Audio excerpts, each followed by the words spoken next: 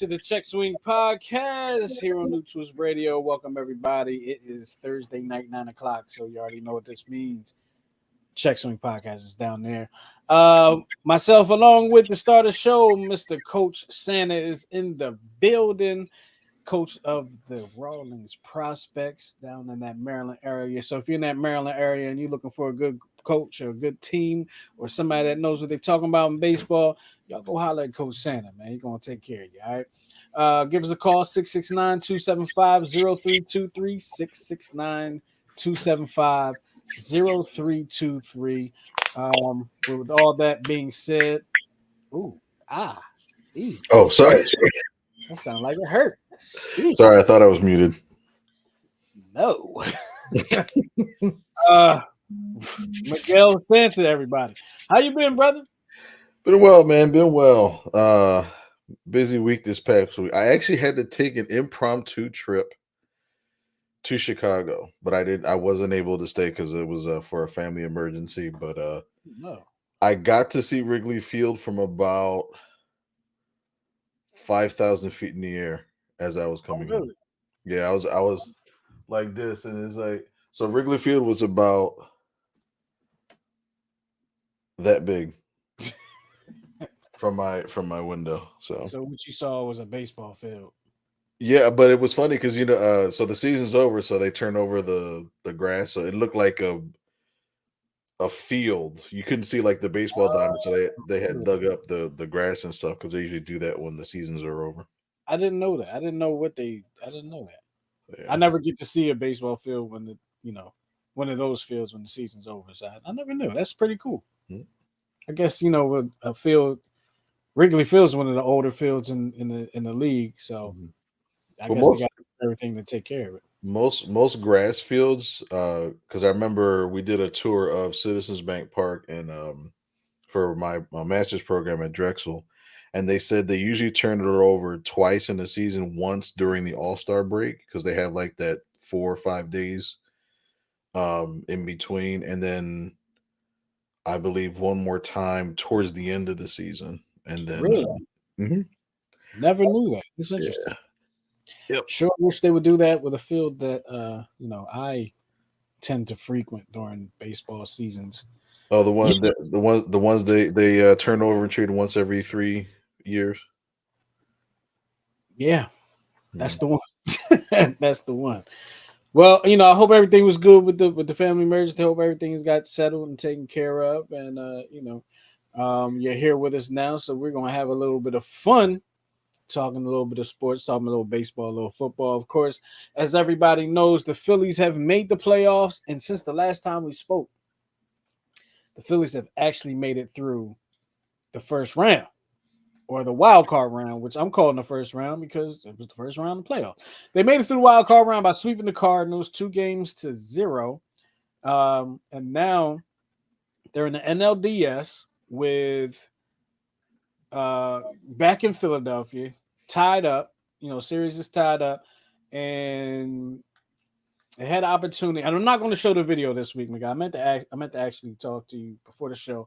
I'm not going to show the video this week because we got in trouble. YouTube smacked me on the hand, said we had copyrighted material on there.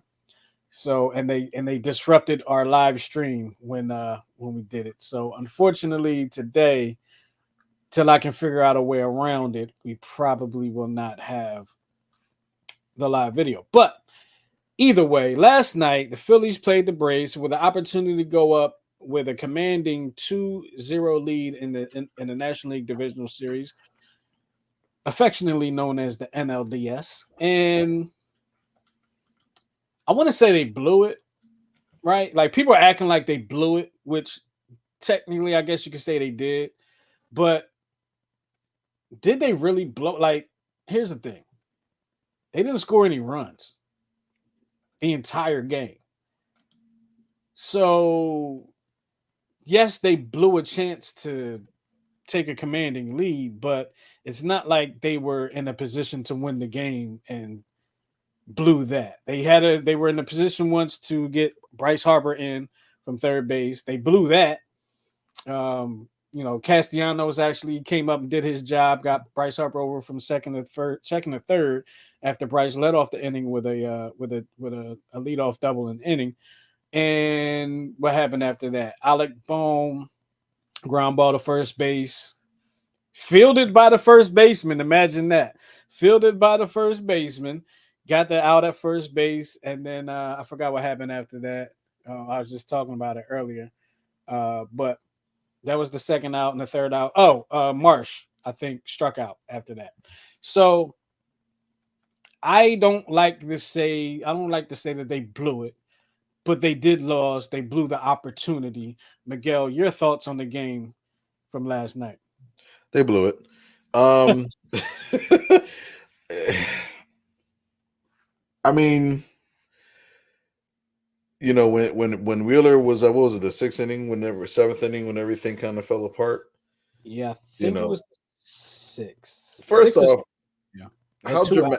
how dramatical was Acuna when he got hit by a pitch, and then I think he was like on one knee, then he got it, then he was on the other knee, and it took him like 6 minutes to walk over to first base and all that stuff. But I think that also uh kind of ruined the rhythm of Wheeler, because all he's doing is really standing around and waiting to see what's happening next. Because then what happens? Single, ground ball, infield hit, and then the error Hmm. Uh, by yeah, by yeah, Hoskins. And again, if Hoskins makes that play, 3 outs, no harm, no foul, they could yeah. still be playing right now. You know what I mean? So My it's like, my theory is, I'll let you finish. My theory is, if Hoskins makes that play, they find a different way to lose. But go ahead. possibly. And granted, I don't. I said kind of in the beginning of this year that I think it's the Braves division or Braves league to lose. Because I think there is and it's a fair expectation that the Braves will make it to the World Series.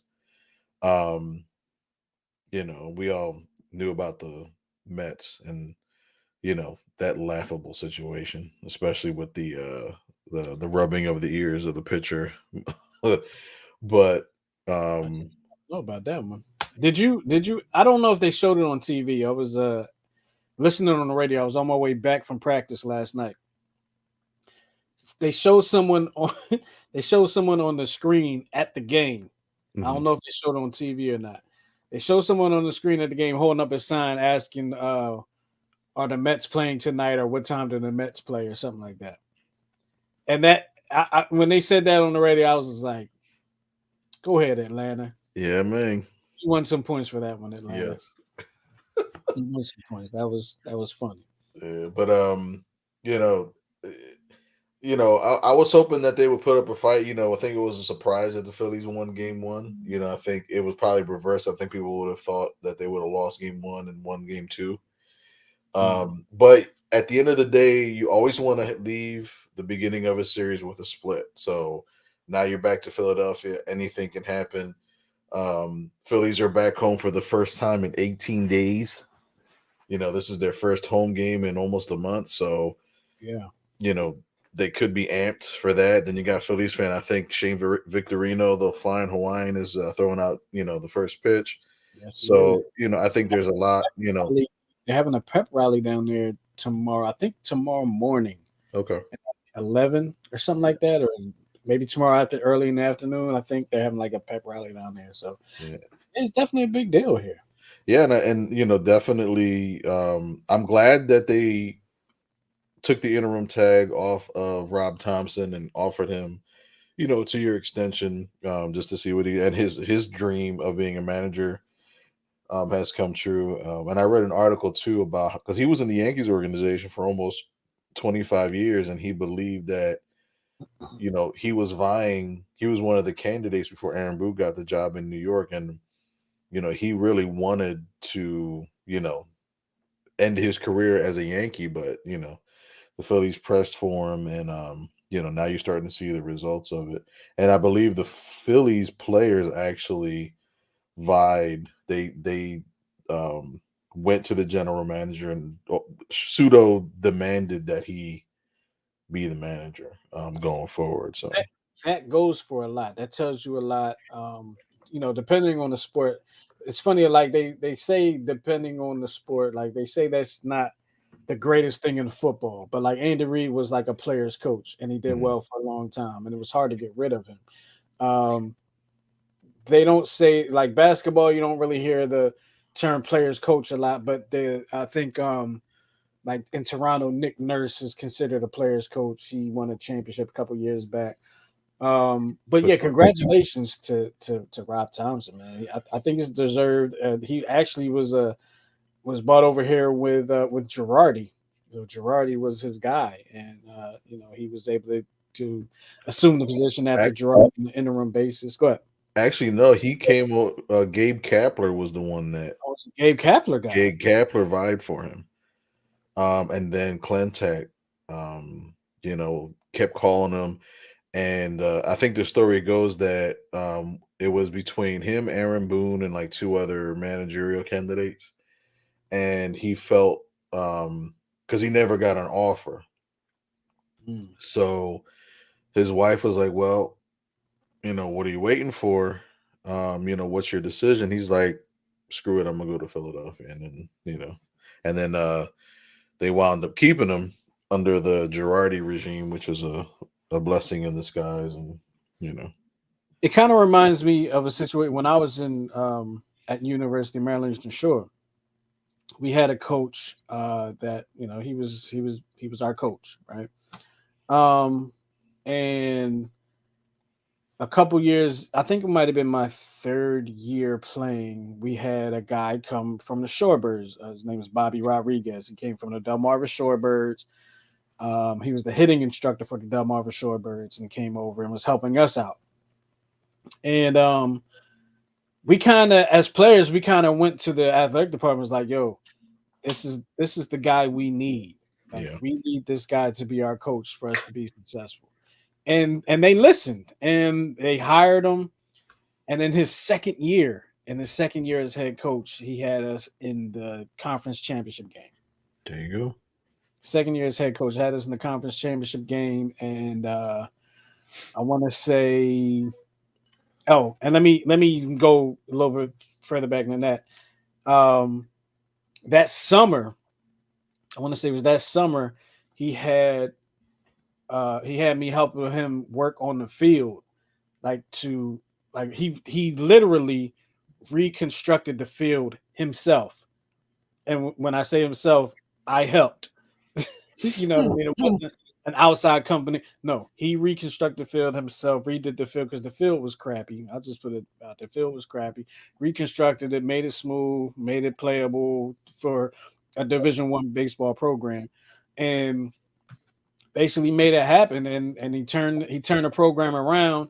Unfortunately, I'm not going to go into details, but unfortunately, the school was not able to retain him.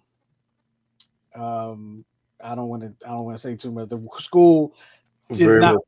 retain him, and the So, team has not been back to the conference championship since. so the school did not retain him, but it wasn't because he wanted to leave. That is a good way of putting it. In so many words. That is a good way of putting it. I mean, why not be? We could be controversial. I mean, we already got blocked from from the YouTube, please. Yeah, I know YouTube police. They all over us.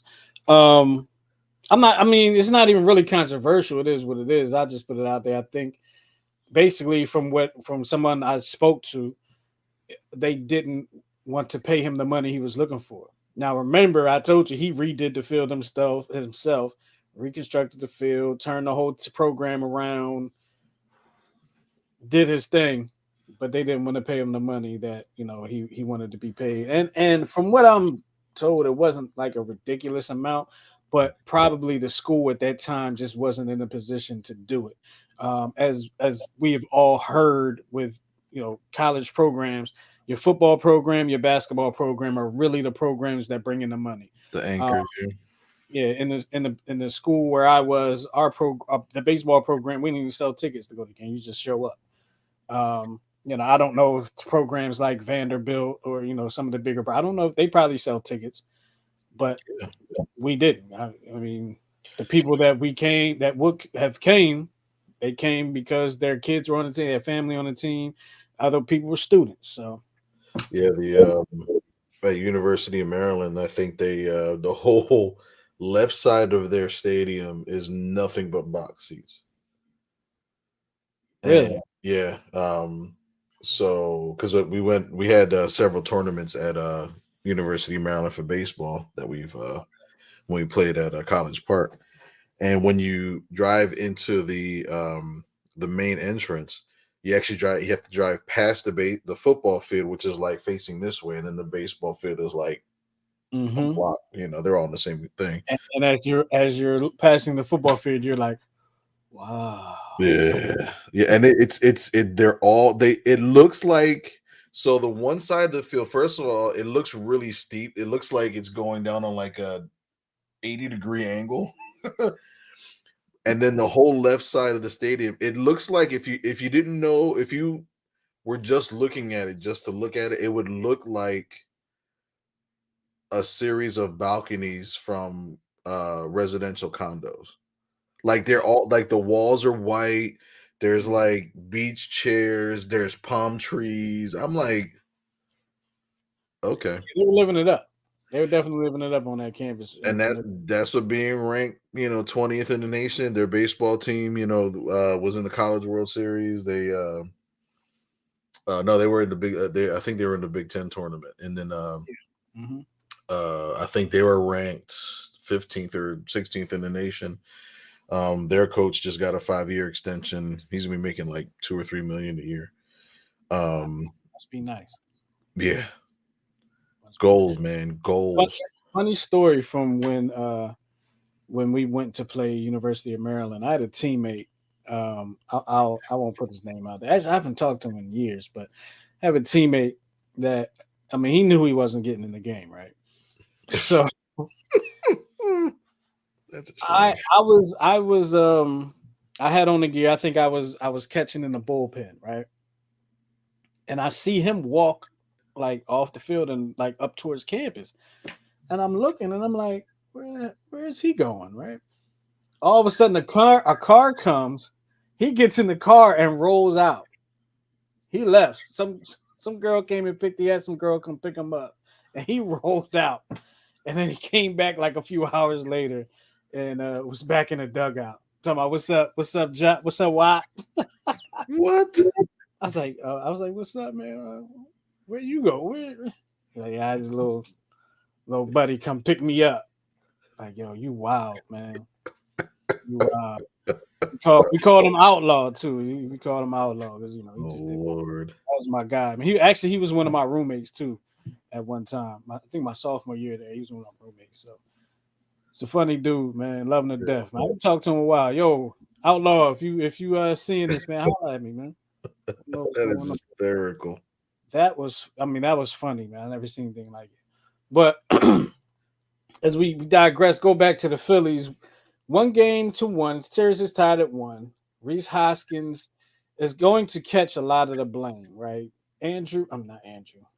Zach Wheeler he kind of put it on his shoulders. He shouldn't have threw the ball there. He shouldn't have gave up the hit. You can say that, but Zach, baseball people know, and I'm sure you're well aware, you did exactly what you needed to do, as in getting a ground ball. You got your ground ball, and it wasn't like it was in the gap. Think about that. You got yourself a ground ball with 2 outs. It wasn't in the gap. Came right to somebody. Didn't make the play. Doesn't happen. Now, question for you, Miguel. As the Mhm. Phillies go on to lose this series, are the Phillies fans going to look at that play as the turning point and as where everything went bad? Is he the new, what was the guy in Boston? The guy that Oh, Bill Buckner. is he the new Bill Buckner on the lower scale? No, because it was a tougher play than Bill Buckner's, and because at least Reese Hoskins has knees. I think the issue that you run into is there's still the problem of the Phillies not hitting.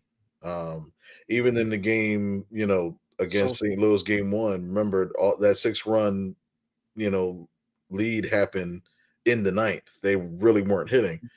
right. I believe the second game against St. Louis and the first game against Atlanta we're like, all right, finally they're starting to click. And then yesterday they're out again. So it's like the hitting's just been too inconsistent. So I don't think you can put it on Reese Hoskins alone. You know, you know, in the ninth inning you have Bryce Harper, you have Schwarber, and you get strikeout, pop up, and strikeout. So it's like Does they're the not hitting coming. coach need to go? Say again.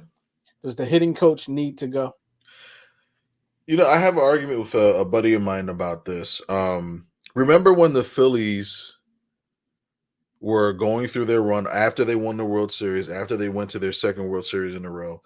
Then you had a series of letdowns in the playoffs. I think it was NLCS, then they lost the NLDS. Hmm? Um, and all of a sudden, like Rollins wasn't hitting. The net all of Major League Baseball figured out that right Brian Howard couldn't hit a curveball. And what did the Phillies do? They fired Milt Thompson. Mhm. They fired several hitting instructors or hitting coaches, but you still had the same result. I think coaching at that level is rather challenging, especially when you have players that had the success that the Phillies core had. Um, they may not feel after a certain point like, what do I need to listen to you for? I won my World Series, I won my MVP, even got a Rookie of the Year. What I'm gonna do is just keep on doing what I'm doing, and then that's it. You know what I mean? That was then. Right. Now they don't have that. Now, you know Right. what I mean. They don't have the World Series. They just got to the playoffs for the first time in 11 years. Mhm. They have what I mean. I think the guy on TV, I forgot who it was. The guy on TV said it probably perfectly the other day when he said the Phillies lineup is built to out hit their problems. And when they're not hitting the ball, that also becomes one of the problems.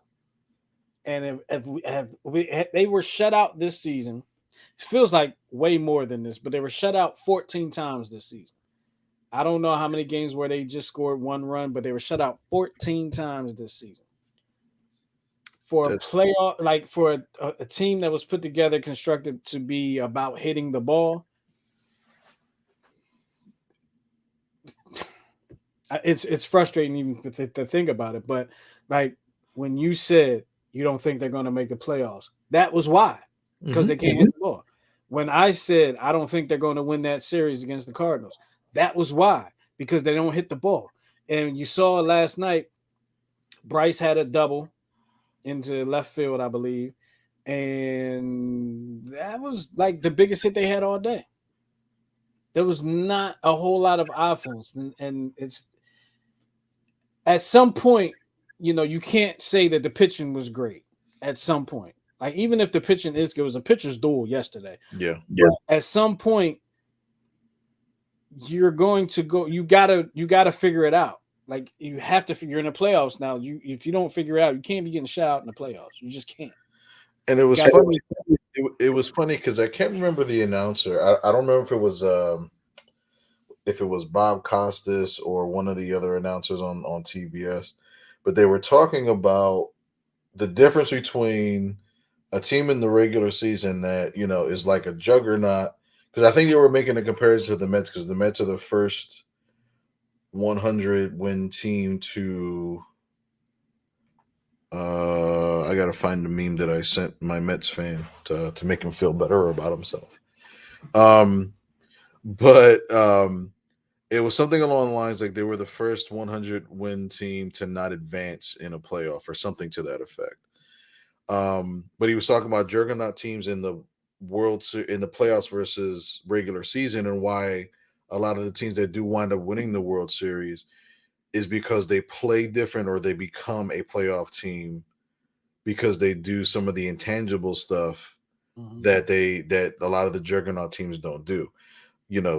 Tim McCarvey used to always say, you want a bloop and a blast. You know what I mean?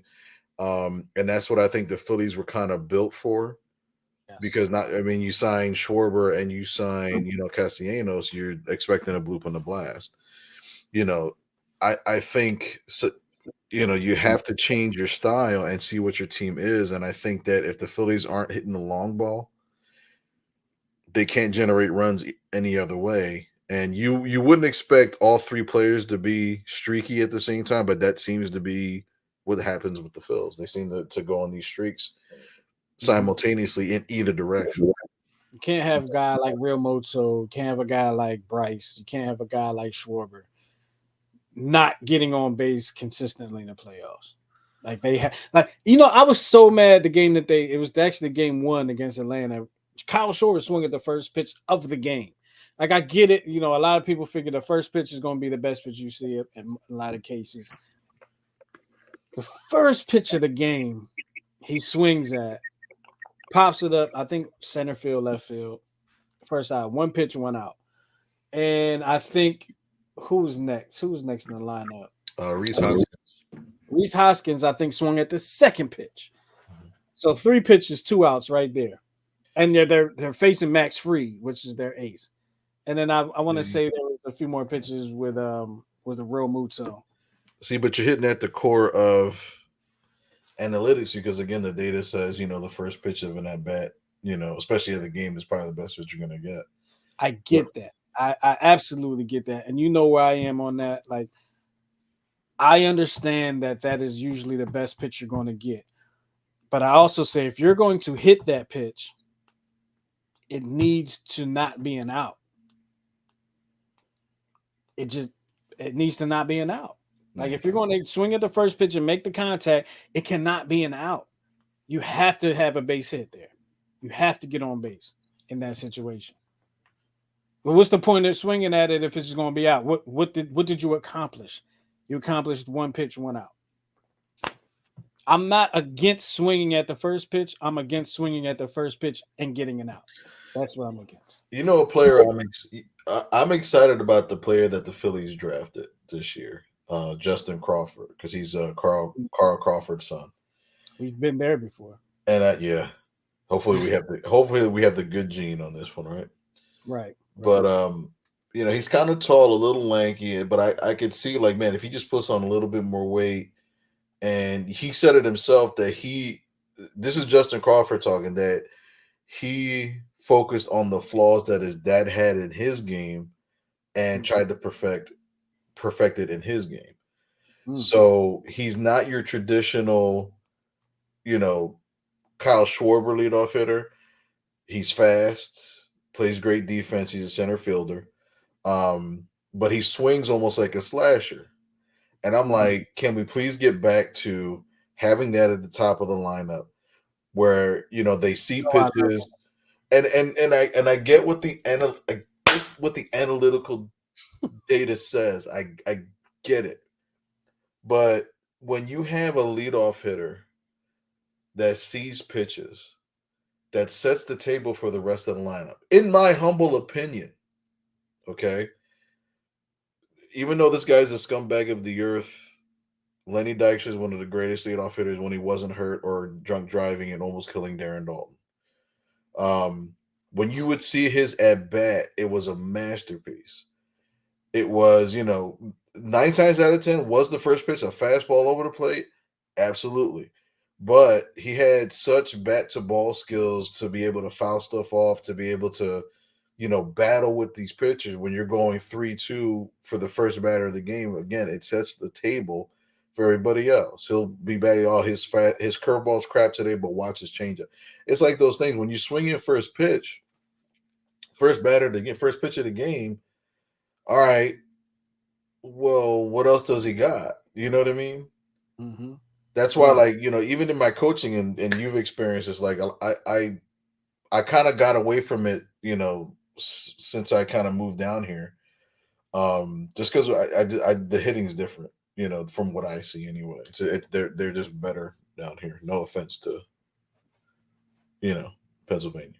The game is different down there. It is because like we actually steal bases and we bunt. You know, You play baseball. we play baseball.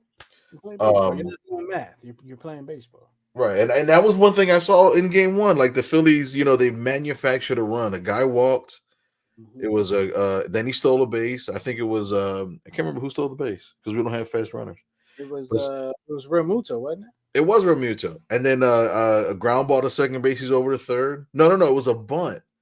I think it was Bryce. Bryce It punted was the ball. Bryce. Yeah, it was bunt to third base side, and then a ground ball run scored. We're manufacturing runs. That's how you do it. And I love my fall team because that's what we tend to do. We tend to manufacture runs. Um, and in my opinion, like you didn't have to eliminate the shift to manufacture runs. You could have used it to your advantage, and you would have eliminated the shift had all these hitters said, you know what, I'm gonna take advantage of this hole and I'm gonna hit the opposite way. I'm gonna bunt down that way. Then you eliminate the shift. You didn't have the shift in the 80s, in the 70s, in the 90s because you couldn't do that because hitters actually knew how to hit. Yeah. It wasn't about exit velo. It wasn't about launch angle. It wasn't about getting these dingers. And I'm tired of seeing, no offense to anybody. I love everybody. But I'm just tired of seeing like the perfect swing. And we're looking at guys that are hitting home runs. We're seeing the percentages, the angles, and we're seeing the velo of 170 miles an hour. But you're losing. You're losing these games. Right. What? When the Phillies lost the game this year and they hit 5 home runs, and I think they lost the game 8-5. That's not fun to me.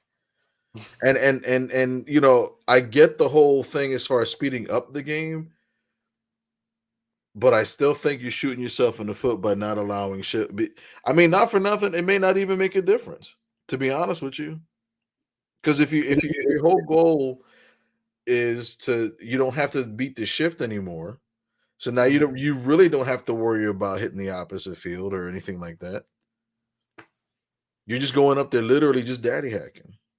I mean, and that's what the game has become and is becoming on the lower. It's become that in the pro level, and it's becoming that in the lower levels. Yeah. It's the focus on launching the ball over the fence, which not everybody is that type of player. I always, I always talk about. Um, we had a player the year there. Of course, there was a year that we were coaching together that you weren't able to coach that year, right? So in that year, and I've told you the story a million times, but I'll tell it on this show maybe for the first or second time. There was a player on our team, a left-handed player, and you'll know exactly who I'm talking about. Left-handed player played first base, could hit the ball hard. When he hit the ball, he usually hit the ball hard and put something nice on the ball. And I always told him, I said, look, you can be a good hitter, but you don't need to try to hit home runs. And if you hit a home run, I don't want you trying to repeat hitting that home run. Well, unfortunately for him, he hit a home run, put one over the fence, put one on. It was wasn't a fence. It was a big cement wall. It was a wall he hit I over. remember you telling me. Yeah.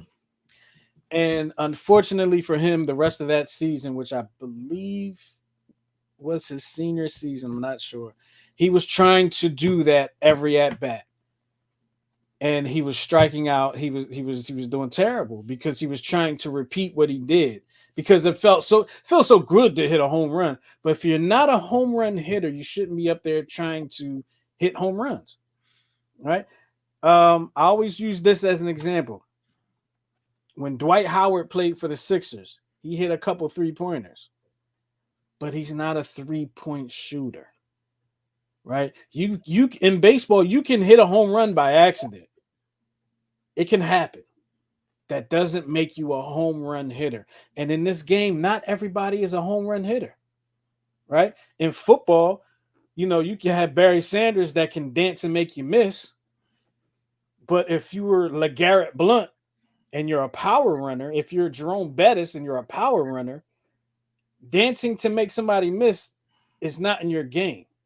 It might feel good to make it happen one time, but that's not your game. Your game is to go through somebody, right? Same thing with the vice versa with some of the speed guys. And Shady McCoy's game was to make you miss. He might be able to run you over, and it probably felt good to do that, but that wasn't his game. He wasn't going to do that to everybody. And the way that the game is changing to make people think that you got to be a home run hitter. And as we know, you can have 400 something at bats in a season, 500 something at bats, and the most home runs that's ever been hit in a season is 73. I don't like that average. Or 62, depending on who you speak to. The most home runs that were ever hit were 73 in one season. Whether it was wind aided or not, the most home runs that were ever hit was 73. And you 400, let's say 500 at bats. Only 73 of those hits that you got were home runs in those 500 at bats. Where's the analytics on that? Think about that. 669-275-0323. Again, that's 669-275-0323. Let's talk about the Eagles, Miguel. It's a little bit more fun to talk about the Eagles right now. Being that they are 5-0, or is it 5-0, and they have the Cowboys. It's kind of like you know what I was thinking about this week when I was thinking about doing the show. It's like it's kind of like a semi rivalry week. It is. It's Cowboy week. It's Dallas week. Well, and here's why I said semi, because I mean Cowboys. We hate the Cowboys, right? But to the world, our main rivals for the Eagles are the Giants. Like that's the main rival. Yeah. And in the world, our main rival for the Phillies are the Mets. But the second rival is the Cowboys. The second rival is the Braves. So here we are in our somewhat of a rivalry weekend. We got the Braves in town. We got the Cowboys in town. What a weekend to be a fan of Philadelphia. And we just hope that it's not a stinker of a weekend, because I think that would hurt. Yeah. I think the whole city would be depressed. And of course the Cowboy cockroaches are coming out, and I was going back and forth with somebody on Facebook, and I had posted the thing about what Jason Kelce, and let me I'm pulling it up right now. Don't even worry about it. You want me to read it? No, I got it. It's he said on a radio show, he said Philadelphia is this extremely localized diehard fan base that is authentic to all of them growing up together in this community. Majority of the Cowboys fan base is built on commercialism and all of this pop culture, Lakers, Yankees type fandom.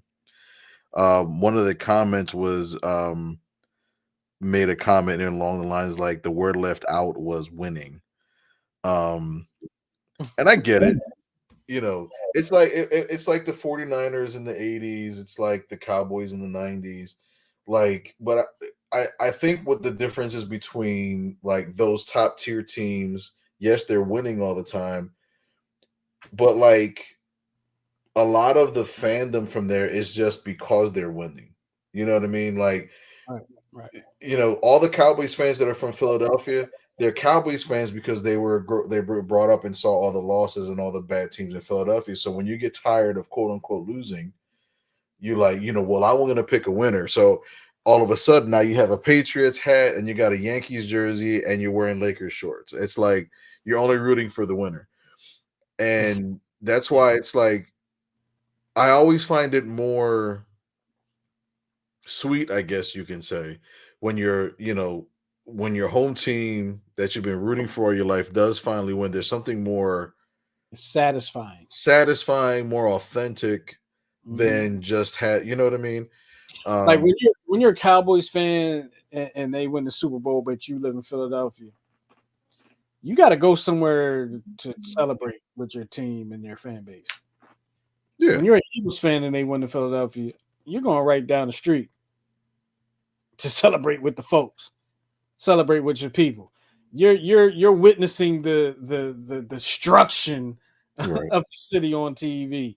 You might even be joining in. I didn't, wasn't me, not my thing. I actually had to go to work the night the Eagles won the Super Bowl. So Really? I was in traffic though. Whoo, man, Wow. and it was and all over was nuts. Yeah. It was nuts all over. But yeah, I don't I can't say I don't get it. Like, but here's what I don't get. The Lakers have been good off and on for pretty much my entire life, right? So I'll take the Lakers out of that equation, right? Because the Lakers have been good. They have often got the best players in the league, the LeBrons, the Kobe's, the Shaqs, the Magics, the Kareems, there's a history there. The Yankees have been decent since 2009. They haven't been great. They haven't won a championship. They haven't been to a World Series since 2009. Okay. The Cowboys haven't won two playoff games since the early 90s or mid W- 90s. Well, yeah. And what I don't understand is these young Cowboy fans. Like, I get if you were born in the 70s, 80s, 60s and you're a Cowboys fan. Okay. I kind of get it, right? But if you were born in 2000, I remember having a conversation with the kids we coached. If you were born in 2000, if you were born in 97, what makes you a Cowboys fan? Like, how did you become a Cowboys fan? Because a majority of that time, they were not good at all. And a majority of the time, they were actually better. The Eagles were actually better than them. Yes. So there was a kid that we coached who I want to say was born in the late 90s, possibly 2000, but I think he was born in the late 90s. And he was a Cowboys fan. And I said to him, this was probably about 5, 6 years ago. I said to him, I said, why are you a Cowboys fan? He said, because they're great. And I said, they're great. Like, what do you mean they're great? How are they great? They're great. They're just great. They're a great team. I said, when were you born? And I want to say he said 99, 98, maybe 96. I don't know anymore. I said, the Cowboys ain't been great since you've been on this earth. Hmm. So I what is it? Like, what is it? And like, I can like the Cowboys, I think, were one of those teams like Notre Dame that were on TV every weekend, right? Hmm. In the 70s and the 80s. In the 90s, yeah, they were on the TV every weekend because they were good, but they weren't on the TV. Like, I don't get the fan base. I don't get the fandom of a Cowboys fan born after the era of them being um the Emmett Smith, Troy Aikman era. I don't get it. Yeah. It's history being passed down because basically because they've been so bad for so long, it's people passing down they want to remember the glory days. So that's why it's like I had this argument today where, my follow-up comment was Foles holding up the trophy, and the comment back was, yeah, there's four more that you don't have. And I was like, well, if I'm mistaken based on count, the Eagles actually have four championships. Right, But we always get into this argument, and everybody always laughs. The NFL did not start in 1966. right, It right. started in the 1920s. Mm-hmm. So you can't just erase. And one old buddy of mine, he actually commented, who's a Cowboys fan. He said, I don't count Jim Crow championships when I was only three-fifths a person. I was like, okay. But you Yeah, know, that was a good one. that was a good one. That was a good one. But it's like, you Yes, we've won one Super Bowl, but it's still a championship. And I even had this argument um when we did win the Super Bowl. They said, well, it's not considered a world championship anymore, it's a Super Bowl. I'm like, it's the same thing. They're like, no, it's not. So you have never won, a world championship. I'm like, yes, Yeah. prior to the Super Bowl, we won three. You can't eliminate, just like Green Bay's won two Super Bowl or three Super Bowls, but they actually have about eight championships. Even the Browns have won some championships. Like, it's just been a long time. So you just And go ahead, I'm sorry. no, I'm just saying you just can't ignore those things. Right. And part of the mystique of the Green Bay Packers is the fact that they won those championships prior to the Super Bowl. It just so happens that they won those championships prior to the Super Bowl and then went in and won the first two Super Bowls. Right. But Which was then the didn't win another one to like the late 90s. right. But when they won the first two Super Bowls, I believe they won two championships before that. So they actually won four championships in a row. But Right. it's like Absolutely. you don't just cut off and say they just renamed it and just picked the neutral site. It's still the same thing. It's still a championship, it's still a It's the league same. championship. And the Eagles beat them in the championship one time. One of the Eagles' NFL championships was against the Packers. So And it was the only championship that Vince Lombardi lost. was it that one? The one against the Eagles is the only championship he has Right. ever lost. All the other one, he's what is it, 6-1 in championship games. Yeah, yeah. So you see that, and you're just like, y'all. I mean, basically, the Super Bowl is a title of the championship now. I mean, it was the NFL championship. The Super Bowl is the championship of the NFL. The Eagles have NFL titles. We don't talk about them because they were a long time ago, so we don't really mention those. Unlike Cowboys fans that mention those three titles in the 90s all the time. I mean, okay, it was 30 years ago or 20 something years ago, whatever it is. Oh, no, no. Yeah, it was 20 something years ago. Yeah. 20 something Yeah, years ago. So we don't mention the old championships like the Cowboys fans do. I think what it is that at the end of the day, if the Eagles win their next championship, we would be tied in total championships, and I think that would be just so beneath what a Cowboys fan can fathom, being on the same level of championships as a Philadelphia team. Yeah. You know, Yeah. that's why Cowboys fans are they're just mutts, and it's a violation. You can't be a Cowboys fan, live in Philadelphia, born and raised in Philadelphia, and root for any other team. I'm sorry, can't. It's just a violation. Say it again. Help me say that one. You can't be a Philly. Say You it can't again. you can't be a Cowboys fan and then root for the other three teams, local teams, because a couple of a I have some couple, friends that do that. I have some and I'm friends. like, well, Eagles fans are the scum of the earth. I'm like, you live next to those, like, whatever. So, And, all right, let me and ask you this, because I always battle with myself if this is a violation, right? I'm a 4 for 4 guy, 5 for 5 guy, whatever you want to call it. I root for the Eagles, Sixers, Flyers, Phillies, and Union. I root for all those teams, right? You know, I am a North Carolina Tar Heel fan. yes, Is that a violation? no college teams, you can root for whoever you want. Now, let me ask you this: I'm a Tar Heel fan unless they're playing, of course, UMES, or in most cases, in some cases, any other black school, any other HBCU, right?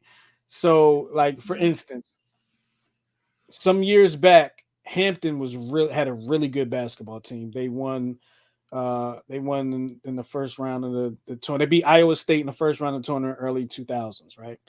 The following year, I think Hampton went down to play North Carolina at North Carolina, and they beat North Carolina. And I was kind of rooting for Hampton, but kind of not at the same time, just because they were in our conference. I wanted them to win. I wanted them to bring attention to the conference, but I didn't really want them to do it against my team. And if anybody was going to do it, I really wanted Eastern Shore to do it. But one thing I do, I tend to root for North Carolina in all sports. Like if I see them playing soccer, I'm rooting for North Carolina. If I see them playing lacrosse, wrestling, track, I tend to root for North Carolina in all the sports, all the college sports.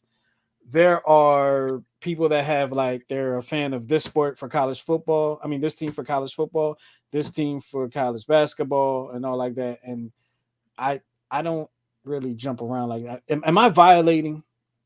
I say all that to ask No, you. because like college sports is a little different because the players like are literally there for like 4 year 3 or 4 years at a time. So I don't think it's a violation. I love college sports from the uniform stand. Like I love Tar Heels uniforms. I love LSU's jerseys, especially the baseball ones. Mhm. University of Maryland is actually pretty cool to me. Even when they wear their yellow swag I jerseys. Let me tell you something that I lived there. I love it, but I still don't understand how the state of Maryland is like infatuated with their state flag. I lived there for 5 years of my life, and I love how they embrace the state flag, but I do not understand it. Like You it's know what's probably the ugliest flag I in the union. I have to tend to agree because so we got our fall hats, right? So our summer hats was just a circle with the R for Rawlings right in the middle. The Mhm. fall hats actually all have the flag embroidered within the circle. So I'm passing out the hats to all of my guys over the summer during our first tournament. So I see them like kind of huddling up, blah blah blah, there, whatever, whatever. All of a sudden, one of my players is like, Coach Santa, I'm speaking on behalf of the team, and we all said we want to wear our summer hats. I'm like, you guys are a waste of money. You do realize like you're a complete waste of money. They're like, we don't like the hats because they're ugly. But it's funny because everything now, I don't know when you were living down here if you witnessed the transit buses are all red, black, gold, and like all these other colors. When I took the light rail, they changed the whole like siding of it, the livery as they call it, and they're all the checker flag and stuff. I'm like, is I this a thing? it's such a thing down there, and I don't get it. Like I and like I feel like it started with the University of Maryland and Under Armour, but it probably was before that. Like I don't know. It was it. I don't know. I don't get it, but I like it. Like I like it at the same time. Like I don't see Pennsylvania ever embracing the state flag ever. Like I just don't see that. And honestly, I think our state flag. I would have to look it up. I feel like our state flag is very similar to um, New York's flag. So I mean, I don't know. But yeah, Time for you to stump me. stumpage.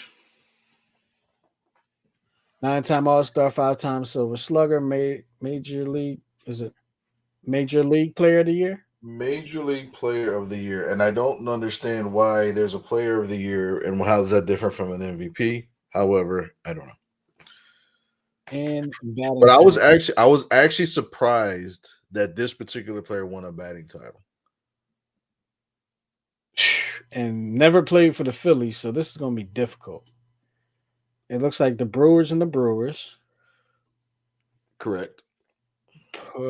Padres, Correct. Marlins, Correct. Rays or Royals. Nope. Dodgers. Oh, Dodgers. The Bo Sox. The Atlanta Braves. Oh, Yankees. Hmm. I don't know who that is. That number three. I think that was Detroit. Played for a lot of teams to be so doggone good. And the last team is that the Dodgers. I mean, is that the Padres again? No, that is the Mets of New York. Oh no. Okay. Can you give me the time span of the career? was between the years of very, very, very, very late 80s, all of the 90s, and part of the beginning of the 2000s. Give me the teams again: the Brewers, the Padres, the Marlins, the Dodgers, Dodgers. uh, Braves, Yankees, Tigers, and Mets. Sheesh. A 9-time All-Star and played for all those teams. And it's not David Justice. Incorrect. Because we did him once already. Correct. Can you tell me the position? If you told me the position, would it be giving it away? No. What position did he play? Although if I say it a certain way, If you say it a certain way, it'll be giving it away. possibly. So, So like if I say it and you say yes or no, will it be better?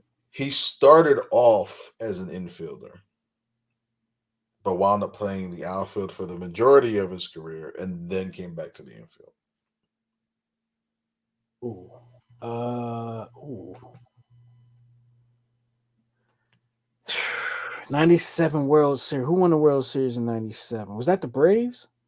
No. Won in 97? The Yankees won in 97. The Marlins won in who the hell won in 90? The Marlins won in 97? Mm-hmm. Oh, okay. Now Okay. remember, the Marlins in That was a '97, good team. I but know who no. I know who say and I, it with your chest. is it my man? Say it. Is it Gary Sheffield? You got it. Yes. Yes, that was one of my favorite players was Gary Sheffield. I used to try to emulate his batting stance. Yeah. Didn't do all that great when I got older. Gary Sheffield. He was like a rookie with Milwaukee. So in Milwaukee's where he came up as a third baseman, Yes, he did. He and did. then when he went to San Diego, because remember San Diego had Crime Dog, Greg Vaughn. Yes. I always forget who the center fielder was, but I think they had Wally Joyner on that team too. Um, uh, Tony No, Gwynn. Tony Gwynn.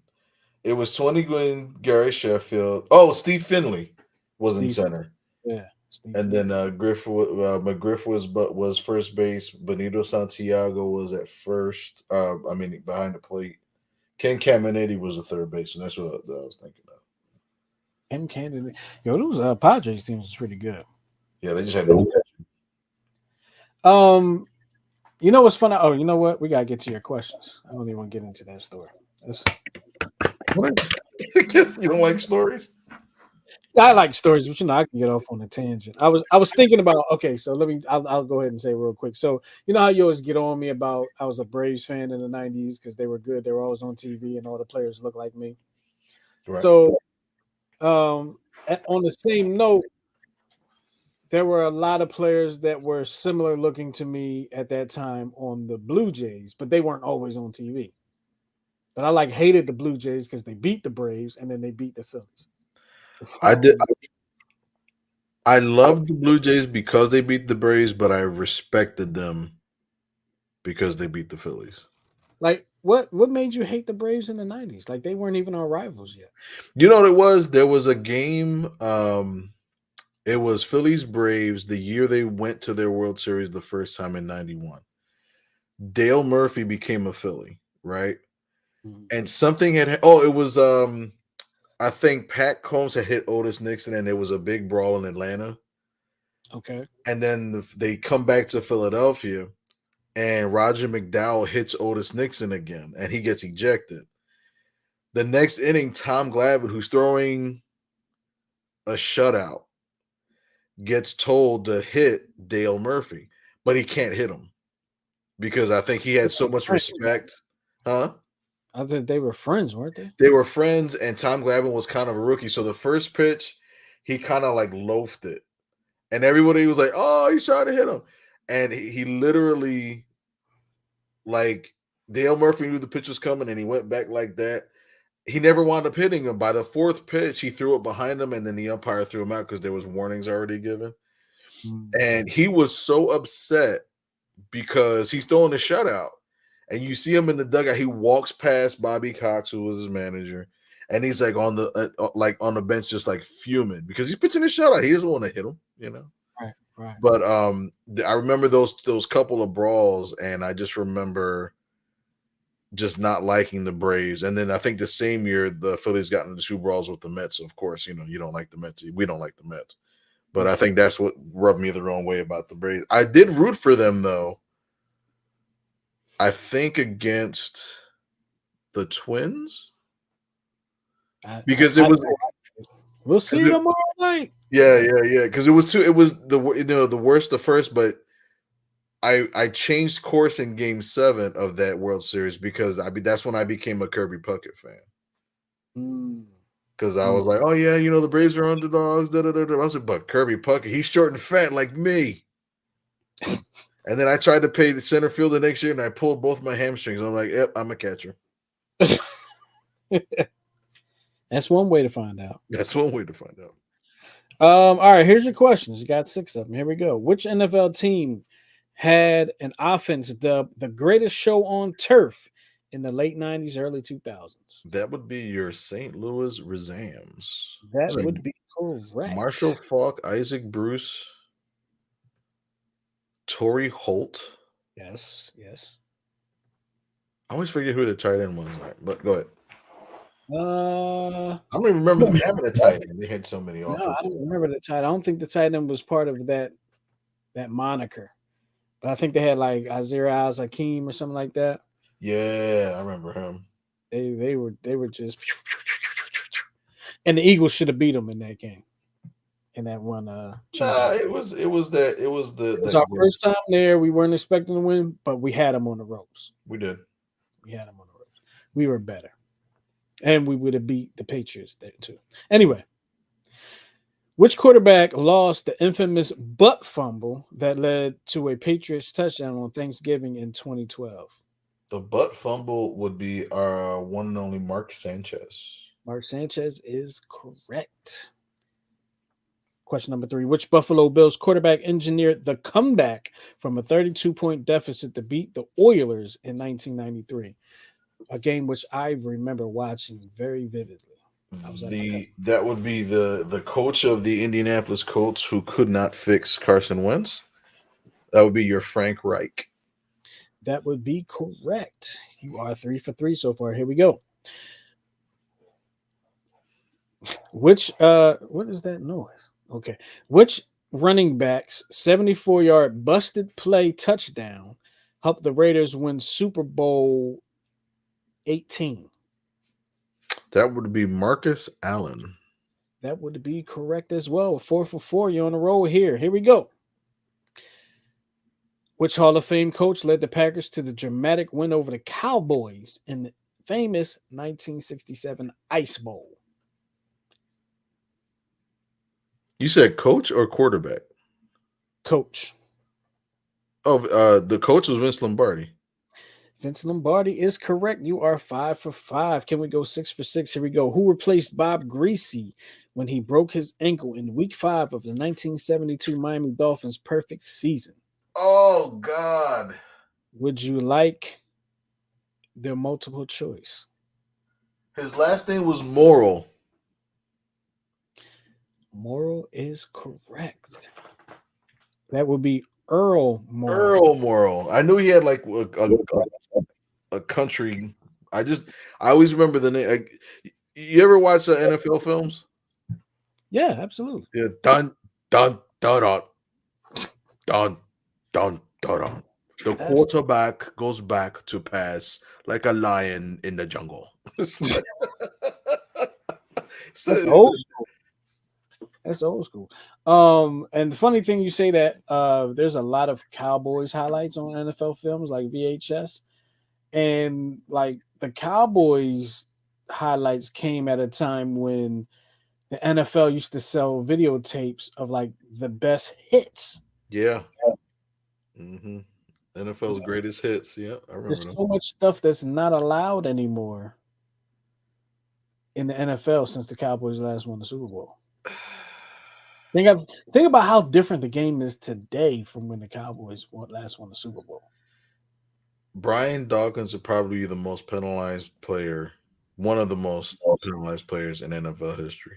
Because I remember, I always remember there's this image of him going up like this, like Wolverine, Oh, and when he against the Giants yeah, on the yeah, sideline, he jumped in, but that wasn't an illegal hit though. He whoop, grabbed him and took him down. yeah, yeah. I remember watching that game too. I think you're gonna get to a point where the NFL is just gonna have, hey, listen, before you get drafted in the NFL, you got to sign right here. You could live or you could die. Accept the consequences, but you know, Yeah, I think it's probably something along those lines is probably going to happen. Like because because at this point it's just like the guys are too big, too fast, too strong. yeah, and I don't know how you.